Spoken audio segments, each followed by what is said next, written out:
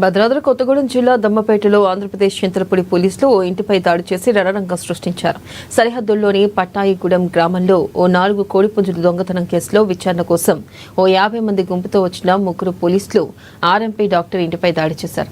ఇంట్లో సీసీ కెమెరాలను పోలీసుల సమక్షంలోని రౌడీ మూకలు పగలగొట్టారు. ఇంటిపై దాడి చేసి మొత్తం లూటీ చేసి వెళ్లిపోతున్న వారిని పోలీసులు స్థానికులు అడ్డుకున్నారు.